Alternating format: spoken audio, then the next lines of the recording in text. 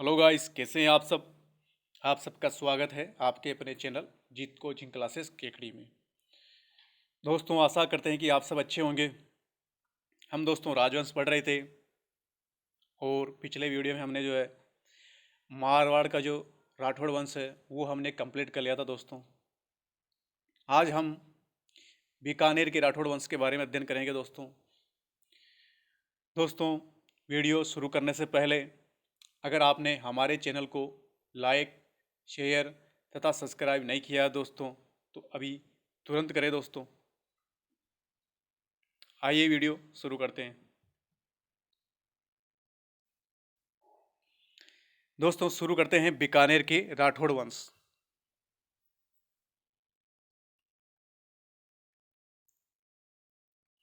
बीकानेर के राठौड़ वंश पढ़ते हैं दोस्तों। जो बीकानेर के राठौड़ थे, इनका राज चिन्ह था दोस्तों। उस राज चिन्ह के अंदर क्या अंकित था दोस्तों? उनमें अंकित था जय जांगलधर बादशाह दोस्तों। ठीक है ना, ये अंकित था दोस्तों इनके राज चिन्ह में, जय जांगलधर बादशाह आया हुआ है, ध्यान रखना।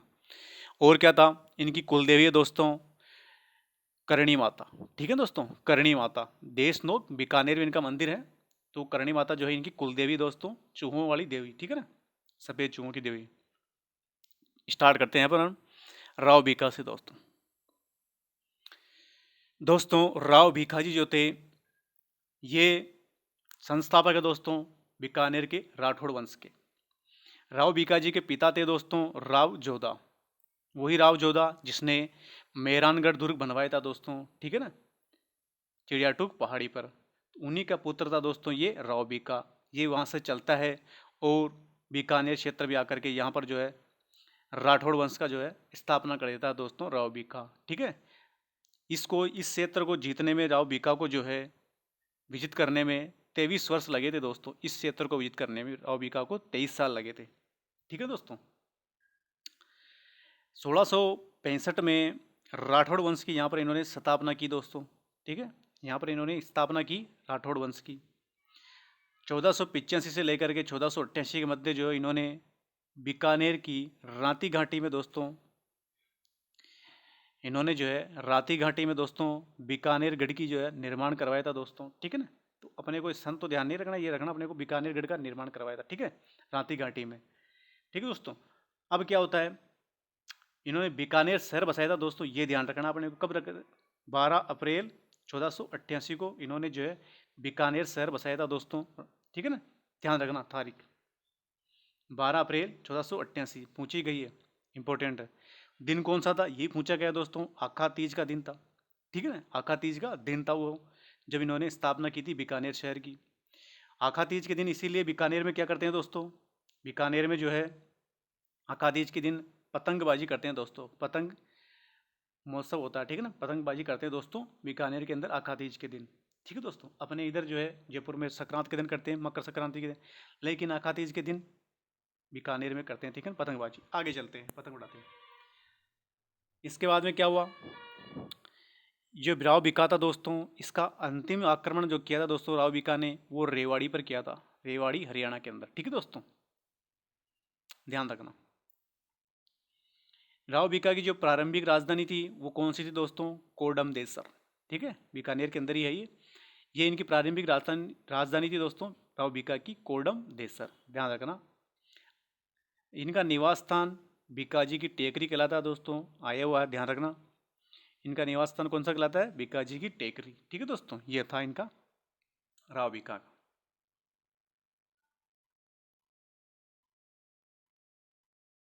दोस्तों आगे चलते हैं।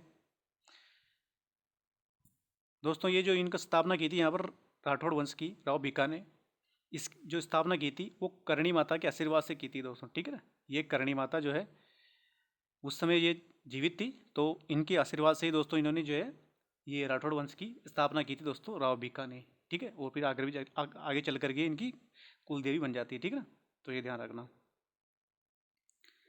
आगे चलते हैं। अगला शासक आता है राव लूणकरण दोस्तों। राव लूणकरण दोस्तों, इसे कलयुग का कर्ण भी कहते हैं। हाँ, आया हुआ कितनी बार।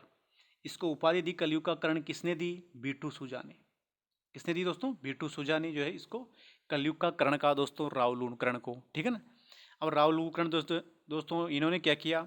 राजोलाई के युद्ध में दोस्तों इन्होंने जैसलमेर के जैतसी को हरा दिया था दोस्तों, ठीक है ना। जैसलमेर का जो जैतसी था उसको हरा दिया था दोस्तों रावलूण कर्ण ने दोस्तों, ठीक है ना। एक रावलूण कर्ण दोस्तों जैसलमेर के अंदर भी है, ठीक है ना। एक राव जैसी जैसलमेर के अंदर भी है, एक राव लूणकरण जैसलमेर के अंदर भी है, और एक राव लूणकरण और जैसी बीकानेर में, ध्यान रखना दोनों अलग अलग है, तो ये ध्यान रखना। आगे चलते हैं, अगला है इसका पुत्र राव जैसी, ठीक है ना, राव जैसी।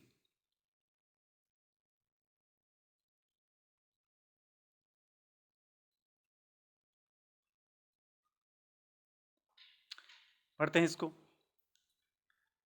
तो पाहिबा साहिबा का युद्ध हुआ था दोस्तों, अपन ने पढ़ा था, मालदेव के साथ हुआ था पाहिबा साहिबा का युद्ध राव जैसी के साथ, ठीक है ना। तो बीकानेर का राव जैसी था उसके साथ हुआ था दोस्तों। इस युद्ध में जो है मालदेव ने जो है राव जैसी को हरा दिया था, ठीक है दोस्तों, अपने पढ़ा था, राव जैसी को इसने हरा दिया था। उसमें मालदेव जो है विजय हो गया था दोस्तों। राव जैसी जो है इसका दरबारी विद्वान था बीटू सुजा। कौन दोस्तों? बीटू सुजा। और इसी बीटू सुजा का ग्रंथ था राव जेतसिरो छंद। कौन था दोस्तों? राव जेतसिरो छंद, मोस्ट इंपोर्टेंट, ध्यान रखना। राव जेतसिरो छंद जो इसका ग्रंथ है बीटू सुजा का, इस ग्रंथ में ही कहा गया दोस्तों राव लूणकरण को कलयुग का कर्ण, ठीक है ना। तो ये ध्यान रखना, बीटू सुजा जो है इनके दरबारी विद्वान थे राव जेतसी के। आगे चलते हैं दोस्तों, ये जना राव लूणकरण, ये राव लूणकरण जो है ये इन्होंने राव जैसी और इनकी बनती नहीं थी, ये जैसी के, जैसलमेर के जैसी के, तो इन्होंने अपने पुत्र का नाम राव जैसी रख लिया। अब जब भी पूछते थे राज्य वाले, मैं राव जैसी का, राव ये जैसी का बाप कौन? तो राव ये जैसी का बाप है राव लूणकरण, ठीक है ना। तो ये जो है जैसी का इन्होंने इसलिए अपने बेटे का नाम राव जैसी रख लिया था क्योंकि इनका दुश्मन था जैसी, ठीक है। तो जैसी का बाप कौन? लूणकरण।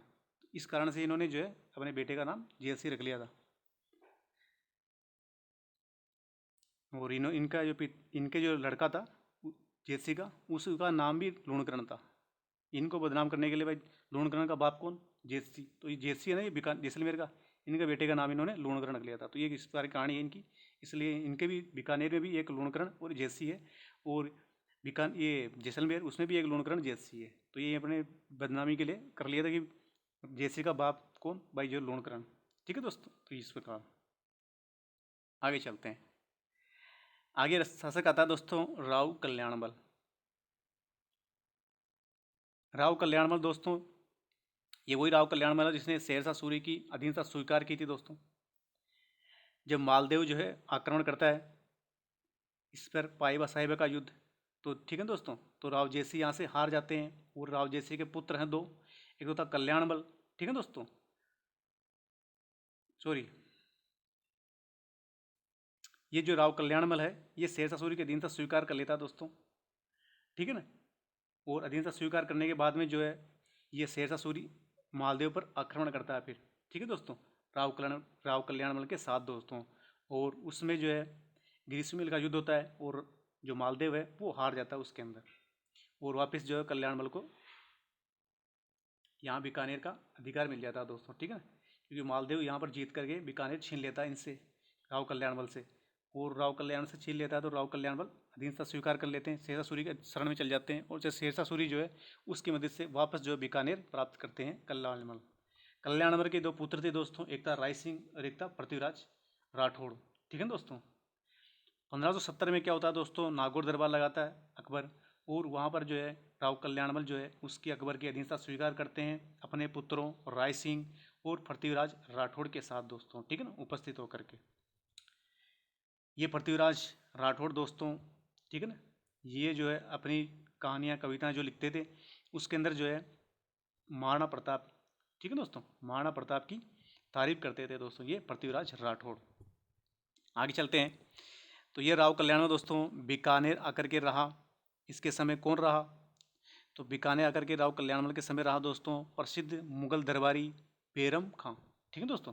ये पारसी इतिहासकार था ये बैरम खां, ये मुगल दरबारी, तो ये यहाँ करके रहा था राव कल्याणमल के समय दोस्तों। ठीक है दोस्तों, आगे देखते हैं, ये इंपॉर्टेंट है, पृथ्वीराज राठौड़, ध्यान रखना आया था यहाँ पर कितने क्वेश्चन आते हैं। तो पृथ्वीराज राठौड़ दोस्तों, इनका उपनाम है डिंगल का हीरोज दोस्तों। डिंगल का हीरोज इसलिए कहते हैं कि इनकी जो रचनाएं दोस्तों वो डिंगल भाषा में है। ठीक है ना, इनकी जो रचनाएं है जैसे वेली किशन रुक्मणी ख्यात, तो इनकी रचनाएं जो डिंगल भाषा में, इस कारण से जो इन्हें जो है डिंगल का हीरोज कहते हैं दोस्तों। और इन्हें पीतल भी कहते हैं दोस्तों। ठीक है ना, पीतल, और पातल कहते हैं महाराणा प्रताप को। ठीक है, आगे चलते हैं। तो इनके ग्रंथ दोस्तों जो कि मोस्ट इंपॉर्टेंट है, वेली किशन रुक्मणी ख्यात, ये इनका ग्रंथ है दोस्तों, बहुत फेमस ग्रंथ है। इस ग्रंथ में क्या है दोस्तों, इस ग्रंथ को जो दुरसा आड़ा था दोस्तों, ठीक है ना, दुरसा आड़ा, दुरसा आड़ा वही है दोस्तों जो सुरजन सिंह सिरोही का शासक, ठीक है ना, अकबर की सेना पर आक्रमण करता है और दुरसा आड़ा को साथ में ले जाता है। तो दुरसा आड़ा वही है। उसने क्या कहा, उसने कहा दोस्तों इसे 5वां वेद और 19वां पुराण, वेली किशन रुक्मणी रो, कितनी बार आया हुआ है। ठीक है ना, 5वां तो वेद का, 19वां पुराण का इसने, दुरसा आड़ा ने। इस वेली किशन रुक्मणी ख्यात दोस्तों, इसकी भाषा है डिंगल, ये भी आया हुआ। ठीक है ना, ये ग्रंथ ही बहुत ज़्यादा इंपॉर्टेंट है। तो इसकी भाषा है डिंगल। इसके अन्य ग्रंथ है पृथ्वीराज राठौड़ के, वो कौन कौन से, गंगा लहरी, दसम भागवतरा दुआ, ये भी इनके ग्रंथ है दोस्तों पृथ्वीराज राठौड़ के। और क्या है दोस्तों, आगे चलते हैं। इन्होंने जो है, इनको अकबर ने जो है गागरोन का किला जो है जागीर में दिया था दोस्तों पृथ्वीराज राठौड़ को। और यहीं गागरोन के किले में जो है ये इसकी रचना करते हैं, वेली किशन रुक्मणी ख्यात की, इसी के अंदर रचना करते हैं यहाँ पर। ठीक है ना, तो ये ध्यान रखना, ये ग्रंथ बहुत ज़्यादा इंपॉर्टेंट है। ये कहाँ क्या क्यों हुआ इसके बारे में पूछ लेते हैं। तो इसकी रचना भी यही हुई गागरोन के किले में। ठीक है दोस्तों, आगे चलते हैं। अगला शासक आता है दोस्तों इसी पृथ्वीराज राठौड़ का, भाई राय सिंह। ठीक है दोस्तों, जो कि मारवाड़ का शासक बनता है कल्याणमल के बाद में। राय सिंह के बारे में पढ़ते हैं। राय सिंह का शासनकाल है दोस्तों 1574 से लेकर के 1612 तक दोस्तों। ठीक है ना, 1574 से 1612 तक शासन किया राय सिंह जी ने, इंपॉर्टेंट है, ध्यान रखना इसका शासनकाल। 1570 में दोस्तों अकबर ने जो है, अकबर के नागौर दरबार में उपस्थित हुआ था दोस्तों ये, अपने पिता कल्याणमल के साथ और अपने छोटे भाई पृथ्वीराज राठौड़ के साथ। ठीक है, और अकबर जो है इसे अपने साथ आगरा ले गया था दोस्तों। ठीक है ना, राय सिंह जी को। राय सिंह जी के जो सैन्य अभियान है दोस्तों, ये सैन्य अभियान दोस्तों राय सिंह जी के और जयपुर के शासक मान सिंह जी के, दोनों के जो सैन्य अभियान दोस्तों ये पूछे जाते हैं। ठीक है ना, क्योंकि दोनों ही अकबर के साथ में थे दोनों, और अकबर को जिताने में बहुत बड़ा योगदान था दोनों का, जयपुर के मान सिंह और बीकानेर के राय सिंह, दोनों के सैन्य अभियान जो है पूछे जाते हैं। तो इनके सैन्य अभियान कौन कौन से, इनके सैन्य अभियान है दोस्तों राय सिंह जी के, काबुल, गुजरात, कंधार, मारवाड़ का सिवाना, जो कि राव चंद्रसेन पर आक्रमण करने के लिए जाते हैं ये। ठीक है ना, तो सिवाना और दताड़ी। ठीक है, ध्यान रखना दताड़ी। तो ये इनका जो है सैन्य अभियान है दोस्तों। अकबर ने दोस्तों इन्हें जो है 4000 का मनसब प्रदान किया था। और जब जहांगीर आते हैं दोस्तों, तो जहांगीर जो इनका मनसब बढ़ा देते हैं, 5000 का मनसब कर देते हैं। ठीक दोस्तों, इस प्रकार क्वेश्चन आया हुआ है कि जो जहांगीर है, वो जहांगीर जो है किस शासक का जो मनसब घटाता है, इस प्रकार क्वेश्चन आया था। जहांगीर के काल में जो किस शासक का जो मनसब वो घट जाता है, तो उसका आंसर आएगा दोस्तों मान सिंह, जयपुर का शासक मान सिंह। जयपुर के शासक मान सिंह का जो मनसब था दोस्तों, वो अकबर के समय जो है सबसे ज़्यादा था, लेकिन मान सिंह आने के बाद ये जहांगीर आता है, तो जहांगीर उसका जो मनसब है वो घटा देता है। और बढ़ाता किसका है, ये भी आया हुआ दोस्तों। तो जहांगीर बढ़ाता है किसका, राय सिंह जी का। ठीक है ना, जहांगीर की राय सिंह जी बढ़िया बनती है, इसलिए राय सिंह जी का जो है वो मनसब बढ़ा देता है जहांगीर, और मान सिंह जो है जयपुर का, उसका मनसब कम कर देता है। दोनों ही आए हुए हैं, ध्यान रखना इसका। ठीक है, आगे चलते हैं। अगला है 1589 से लेकर के 1594 तक जो है इन्होंने जूनागढ़ दुर्ग का निर्माण करवाया था दोस्तों। ठीक है ना, इंपॉर्टेंट है, ध्यान रखना। इसी जूनागढ़ दुर्ग में जो है इन्होंने राज प्रशस्ति लगवाई दोस्तों। कौन सी प्रशस्ति, राज प्रशस्ति। इसी जूनागढ़ दुर्ग का दोस्तों प्रवेश द्वार को कहते हैं कर्णपोल। क्या कहते हैं दोस्तों, कर्णपोल इसका प्रवेश द्वार है दोस्तों। और इस जूनागढ़ दुर्ग में जो है सूरज पोल है दोस्तों, उस सूरज पोल पर क्या है, जयमल और फत्ता की जो गजारूढ़ मूर्तियां हैं वो लगी हुई दोस्तों यहाँ पर जूनागढ़ दुर्ग के अंदर सूरज पोल पर दोस्तों, ठीक है ना, ध्यान रखना। आगे चलते हैं। इनके ग्रंथ दोस्तों, इनके समय क्या हुआ, बीकानेर के अंदर जो है राय सिंह महोत्सव का आयोजन किया गया दोस्तों, ठीक है ना, क्या किया गया, राय सिंह महोत्सव का आयोजन किया गया राय सिंह जी के समय बीकानेर के अंदर, ठीक है ना, ध्यान रखना, बीकानेर के अंदर राय सिंह महोत्सव का आयोजन किया गया, ठीक है, ध्यान रख लोगे। आगे चलते हैं, इनके दरबारी के बारे में पढ़ते हैं। दरबारी विद्वान कौन कौन थे दोस्तों, इनका दरबारी विद्वान था जयसोम। कौन दोस्तों, जयसोम। इस जयसोम ने जो है रचना की करमचंद्र वंशोत्कीर्ण काव्यम, ठीक है दोस्तों, इनकी रचना है करमचंद्र वंशोत्कीर्ण काव्यम, जयसोम की रचना दोस्तों, ठीक है ना, ये रचना है। ये जो अपने हैं राय सिंह जी दोस्तों, इन्हें राजपूतने का कर्ण कहा है, किसने कहा है, मुंशी देवी प्रसाद ने, ठीक है, इंपॉर्टेंट है, बहुत बार आया हुआ है। तो मुंशी देवी प्रसाद ने दोस्तों राजपूताने का कर्ण कहा राय सिंह जी को, ठीक है। और अपन ने इधर पढ़ा पहले, बीटू सुजा ने क्या कहा था, ठीक है ना, बीटू सुजा ने राव लूणकरण को कहा था कलयुग का कर्ण, बीटू सुजा ने राव लूणकरण को कहा था कलयुग का कर्ण, ठीक है दोस्तों, अपनी रचना राव जयसिरो छंद में। और ये दोस्तों ये है कौन दोस्तों, ये है अपने मुंशी देवी प्रसाद, ठीक है, मुंशी देवी प्रसाद ने कहा राजपुताने का कर्ण, वो तो कलयुग का कर्ण कहा था, ये कहा राजपुताने का कर्ण मुंशी देवी प्रसाद ने, ठीक है ना, किसको कहा, राय सिंह जी को, दोनों में कंफ्यूज नहीं होना है, ठीक है, ध्यान रखना इस चीज़ का। दोस्तों आज का वीडियो यहीं तक रखते हैं, कल अपन जो है कर्ण सिंह जी स्टार्ट करेंगे दोस्तों, ठीक है ना। दोस्तों वीडियो अच्छा लगे तो प्लीज़ लाइक शेयर तथा सब्सक्राइब जरूर कीजिएगा, और दोस्तों आपकी कुछ भी इंक्वायरी है तो कमेंट बॉक्स में कर दीजिएगा, मैं आपको उसका रिप्लाई कर दूंगा। और दोस्तों अगर आप हमारे टेलीग्राम चैनल को ज्वाइन करना चाहते हैं तो उसका जो लिंक है वो वीडियो के डिस्क्रिप्शन में दे रखा है, वहाँ से जा करके आप उसे ज्वाइन कर सकते हैं दोस्तों, ठीक है दोस्तों, ओके, थैंक